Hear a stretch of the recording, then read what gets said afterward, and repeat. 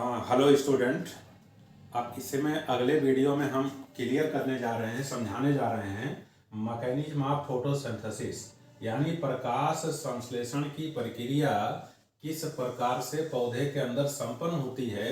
ये अब तुम डिटेल में थोड़ा पढ़ने जा रहे हो, तो स्टडी करने जा रहे हो mechanism of photosynthesis in plant. हमने पढ़ा दिया है प्लांट में लीफ है, लीफ में मीसोफिल सेल्स हैं, उस मीसोफिल सेल्स में ये क्लोरोप्लास्ट है।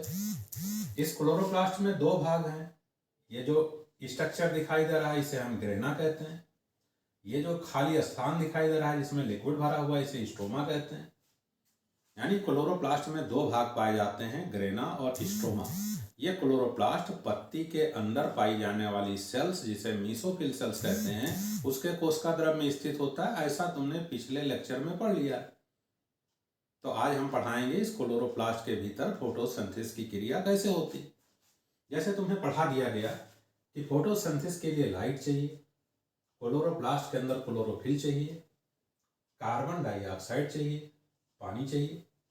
तो देखोगे ये 6 मॉलिक्यूल कार्बन डाइऑक्साइड है, 12 मॉलिक्यूल वाटर है, ये क्लोरोप्लास्ट के भीतर क्लोरोफिल है, ये सनलाइट उपस्थित है। इस तरीके से इस क्लोरोप्लास्ट के भीतर ये ग्लूकोज बन गया, वाटर बन गया, ऑक्सीजन मुक्त हो गई। यानी ये फोटोसिंथेसिस की क्रिया संपादित हो गई क्लोरोप्लास्ट के भीतर और ग्लूकोज का निर्माण हो गया। अब इसमें इस वाटर का क्या रोल है, पानी का क्या रोल है? इस वाटर के द्वारा ये प्रोटॉन और इलेक्ट्रॉन बनते हैं और साथ में ऑक्सीजन मुक्त होती। यही जो प्रोटॉन इलेक्ट्रॉन है इनका यूज होता है और ये कार्बन डाइऑक्साइड को कार्बोहाइड्रेट में बदल देते हैं, साथ में पानी बना देते हैं। इस तरीके से कार्बोहाइड्रेट के रूप में भोजन का निर्माण हो गया। इसी प्रक्रिया को हम फोटोसिंथेसिस कहते हैं। तो फोटोसिंथेसिस में तुमने देखा कितने प्रकार के घटक का उपयोग हुआ और कार्बोहाइड्रेट के रूप में भोजन का निर्माण हो गया। अब ये क्रिया इस क्लोरोप्लास्ट के अंदर 2 स्टेप में होती। इसके पहले स्टेप को हम फोटोकेमिकल फेज कहते हैं। इस फोटोकेमिकल फेज को हम लाइट रिएक्शन भी कहते हैं, प्रकाशिक क्रिया कहते हैं। यह प्रकाशिक क्रिया क्लोरोप्लास्ट के ग्रेना के भीतर होती। तो जो दूसरी क्रिया होती इस दूसरी क्रिया को हम बायोसिंथेसिस फेज कहते हैं। इस बायोसिंथेसिस फेज में लाइट की जरूरत नहीं होती, लेकिन लाइट से बने हुए प्रोडक्ट की जरूरत होती, एनर्जी की जरूरत होती। क्योंकि इसके लिए लाइट की डायरेक्ट जरूरत नहीं है इसलिए इसको डार्क रिएक्शन भी कहते हैं। एक वैज्ञानिक है, वैज्ञानिक का नाम है ब्लैकमैन। इन्होंने इस रिएक्शन की स्टडी की, इसीलिए इसको ब्लैकमैन रिएक्शन कहते हैं। कहाँ होता है? क्लोरोप्लास्ट के स्ट्रोमा में होता है। इस फोटोकेमिकल फेज को, लाइट रिएक्शन को जरा सा डिटेल करते हैं। इसमें होता क्या है? एक साइंटिस्ट है, इनका नाम है रॉबर्ट हिल। तो ये रॉबर्ट हिल या रॉबिन हिल नामक साइंटिस्ट ने इस हिल रिएक्शन को समझाया, यानी लाइट रिएक्शन को समझाया। क्योंकि इस लाइट रिएक्शन को समझाने का काम हिल नामक वैज्ञानिक ने किया, इसलिए इसमें जितने भी रिएक्शंस होते हैं सबको हिल रिएक्शन कहते हैं। क्या होता है इसमें? इसमें पानी प्रकाश की उपस्थिति में टूटता है, तो इसे बोलते हैं फोटोलिसिस ऑफ वाटर। ये देखो वाटर है और ये देखो लाइट है। ये मैग्नीशियम आयन है, ये क्लोराइड आयन है।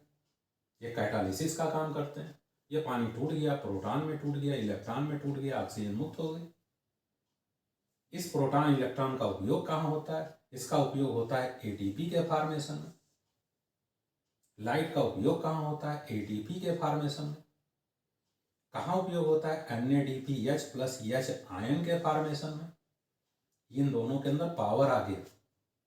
कहाँ से पावर आ गया? सनलाइट से पावर आ गया। वो दोनों प्रकार के पावर अपने अंदर सनलाइट, सूर्य के प्रकाश की ऊर्जा को स्टोर कर लिए और इन्हीं प्रकार के एनर्जी का उपयोग होगा, इसी पावर का उपयोग होगा भोजन बनाने के लिए कार्बन डाइऑक्साइड से स्टोमा में। इसीलिए हम इन दोनों पावर को एसिमिलेशन पावर कहते हैं, स्वांगीकरण शक्ति कहते हैं।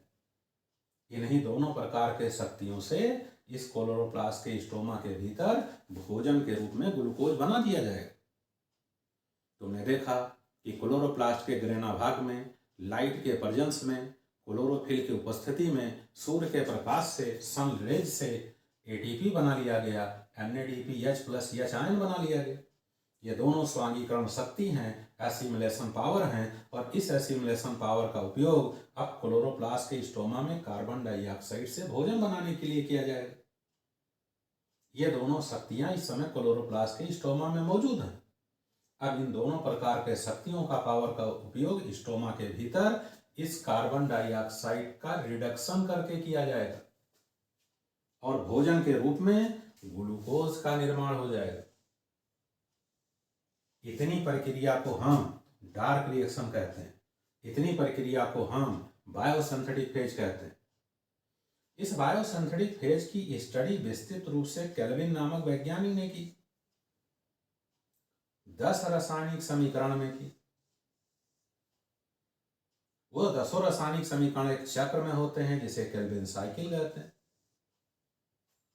यानी डार्क फेज में, बायोसिंथेटिक फेज में केल्विन नामक साइंटिस्ट के अनुसार 10 रासायनिक समीकरण एक चक्र में होते हैं और ग्लूकोज का निर्माण होता है, जिसमें लाइट रिएक्शन द्वारा निर्मित एटीपी और NADPH प्लस एच आयन का उपयोग होता है। इस क्लोरोप्लास्ट के स्टोमा में एक केमिकल पाया जाता है। इस केमिकल का नाम है RUBP। RUBP का पूरा नाम है राइबोलोज बाइफॉस्फेट। इसमें 5 कार्बन है, 5 कार्बनीय कार्बनिक कंपाउंड है।